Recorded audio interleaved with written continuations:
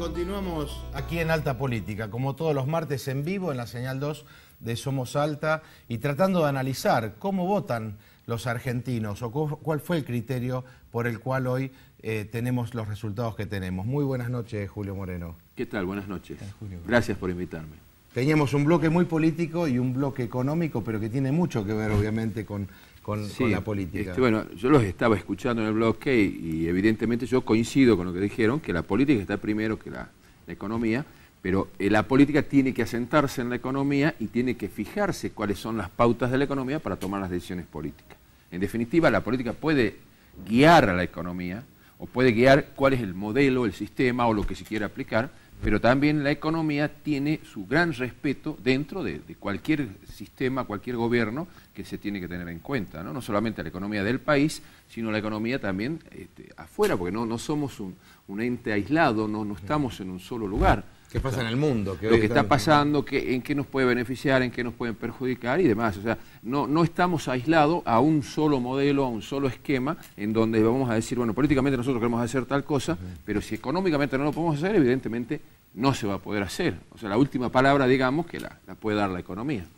Julio, viendo lo que está pasando en Europa, donde los países no tienen una autonomía monetaria, porque dependen de una autoridad monetaria comunitaria, ¿cómo ves en comparación con la Argentina esa soberanía que tienen los países, por ejemplo, latinoamericanos sobre sus políticas monetarias y que dejan tan atados a países como Grecia, como Italia, como España, de una política económica que se decide fuera de la realidad monetaria, la realidad social, la realidad económica de cada país? Voy a tratar de ser muy breve. Esto me hace acordar cuando en la época de una de las elecciones de Menem, se hablaba muchísimo si íbamos a adoptar el 1 a 1, ¿te acordás? La convertibilidad, y si íbamos a dolarizar la economía. Y evidentemente las grandes discusiones que en ese momento se daban era que íbamos a perder una herramienta monetaria muy fuerte. Cosa que los países que están en el euro, pues no están todos en Europa, los países que están en el euro hoy no tienen esa herramienta, que es la herramienta monetaria. Llámale devaluación, declarar...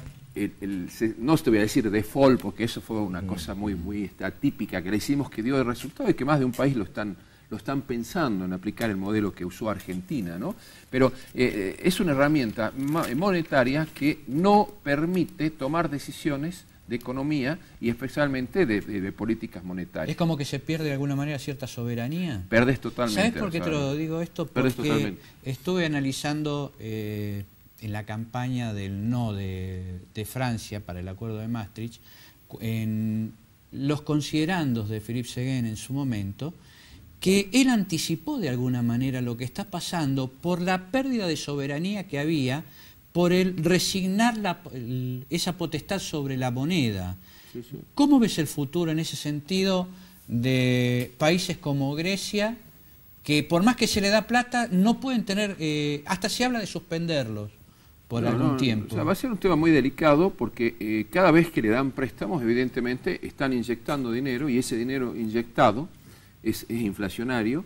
O sea, van a tener ya problemas inflacionarios porque evidentemente no pueden darle algún tipo de solución, es decir, bueno, vamos a emitir más dinero o la comunidad va a emitir más dinero para solucionar los problemas. Es una inflación comunitaria. Cuando Grecia no hizo los ajustes que teóricamente lo tendría que hacer. ¿Cuáles son los ajustes? Las famosas recetas del Fondo Monetario. Disminuir los gastos del Estado, aplicar recesión o enfriar la economía, ¿para qué? Para que el Estado pueda llegar a gastar lo que realmente recauda. Evidentemente esto trae problemas sociales muy fuertes, que están los temas que los vemos todos los días en los diarios, ¿viste? Los problemas sociales, gente desocupada. Entonces, todo eso influye y hasta se llega a pensar de que si ya son modelos hoy que no tienen vigencia en el mundo, pues son modelos que vos decís, bueno, vamos a quitar o vamos a gastar menos, el Estado va a gastar menos. Bueno, pero ¿cuánta gente y cuál es el costo social?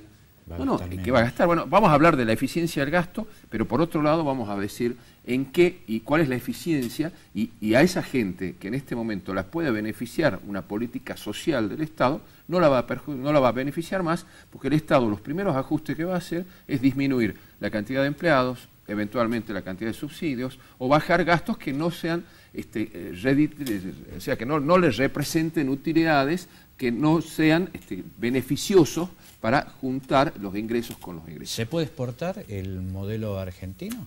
El modelo argentino se está discutiendo, no lo inventamos nosotros. O sea, lo que en su momento también lo dijo Marocco, Lavagna fue un poco el que diseñó este modelo de redistribución de los ingresos, ¿no es cierto? Es un modelo que ya se está discutiendo en el mundo. E incluso pagar la deuda, también se está hablando si esa deuda se puede pagar con inflación. Es un tema que se los doy ahora. Se así puede como, comer con inflación. Como diciéndote, en un esquema que vos sabés que en vez de emitir moneda o en vez de comprar moneda, en este caso dólares para pagar, directamente generás inflación. ¿Para qué? Para que te quede un excedente del Estado y con ese excedente el Estado redistribuye la riqueza en toda la ciudad, en toda la población, obviamente. Ahora, este esquema también va acompañado con un esquema de ingresos de divisas que puedan compensar ese gran gasto que pueda llegar a tener el Estado. Y hoy está compensado por, sabemos, la soja, es decir, mañana se nos cae la soja y la Argentina no sabe cómo va a responder. Hay una, ¿o no? Obviamente, la crisis, por eso hay que estar atento a ver qué es lo que va a pasar con esta crisis. En principio yo te diría, y esto es personal obviamente, en Estados Unidos más que una crisis económica es una crisis política. Lo que sí es un esquema de crisis de verdad es en varios países, los países más chicos y los países periféricos de Europa, no los países grandes que tienen unas economías muy sólidas y muy fuertes. Entonces, puede llegar, y lo que se está discutiendo, si va a haber recesión. Recordemos que hay recesión cuando durante 3 meses no crece la economía. Ese es un esquema de recesión. Nosotros lo vivimos. Sí. Y después empezamos todo un esquema de crecimiento. O eventualmente se puede llegar a enfriar la economía con estas recetas que te estoy diciendo que hay que bajar los gastos del Estado, entonces eventualmente se puede llegar a enfriar la economía. ¿Cómo nos puede afectar a nosotros y cómo nos puede afectar la soja? Sí, nosotros vendemos, que en definitiva no vendemos a Estados Unidos, nuestros mayores compradores no están en el norte ni en el este, sino están en el oeste, en la China y demás.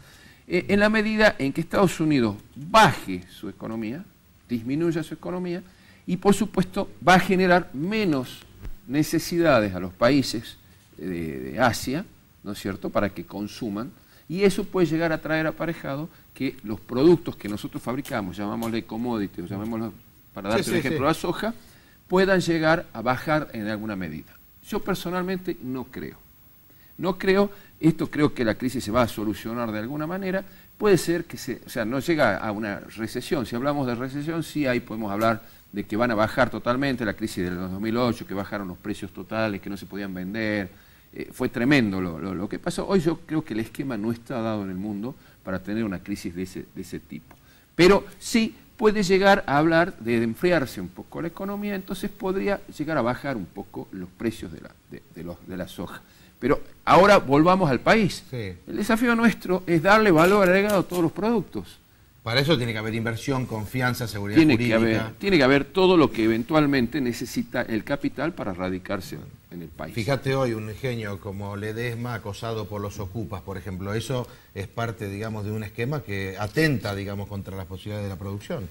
Sí, bueno, hay varios ejemplos que no hay seguridad jurídica o que los ocupas ocupen un terreno y después el Estado salga a comprar ese terreno justamente para solucionarlo, cuando el Estado tiene otras herramientas distintas. O sea, es darle un poco la seguridad jurídica al inversor, llamémosle nacional o extranjero, no quiero decirte que vengan capitales de afuera, sí.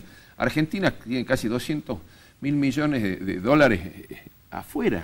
Sí, y no nos olvidemos que 12.000 millones, digamos, están yendo en forma casi mensual, la cantidad de dólares que se nos están yendo. O sea que nos conformemos con que los capitales de argentinos vengan a invertir, que se queden acá.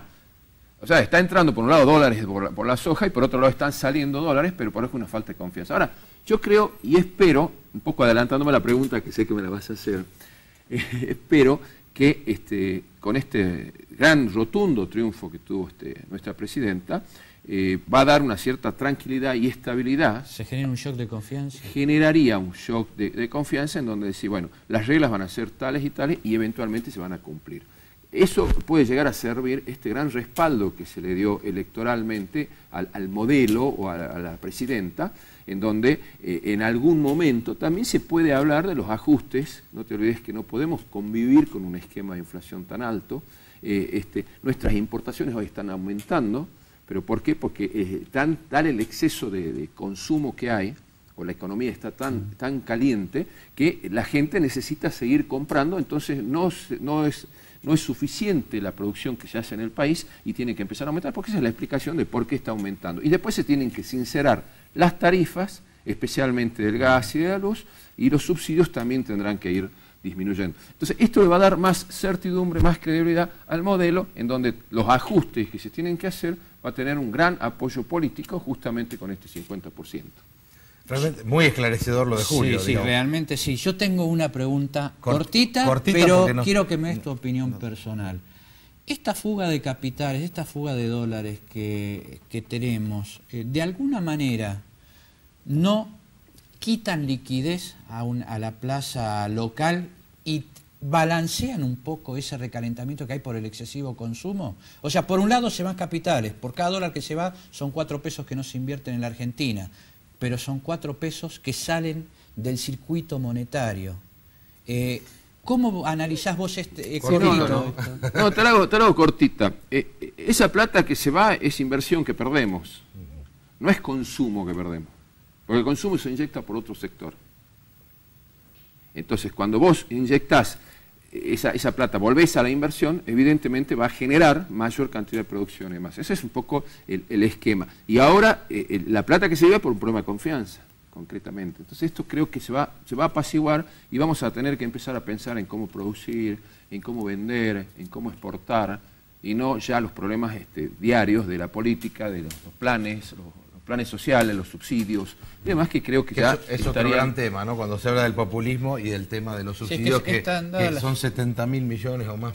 Están dadas las circunstancias, estamos al máximo de nuestra capacidad productiva. Nos vamos a un corte y enseguida regresamos con más Alta Política. Muchas gracias, Julio, ¿no? Gracias por invitarme.